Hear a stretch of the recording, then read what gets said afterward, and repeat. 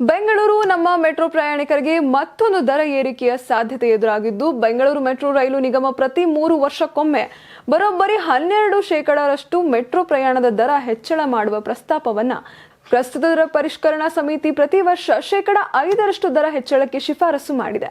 ಆದರೆ ಬಿಎಂಆರ್ಸಿಎಲ್ ಹೊಸ ಮಾದರಿಯಲ್ಲಿ ವಾರ್ಷಿಕ ಏರಿಕೆಯ ಬದಲು 3 ವರ್ಷಕ್ಕೊಮ್ಮೆ 12% ದರ ಪರಿಷ್ಕರಣೆ ಮಾಡುವ ಪ್ರಸ್ತಾವನೆಯನ್ನ ಮುಂದಿಟ್ಟಿದೆ.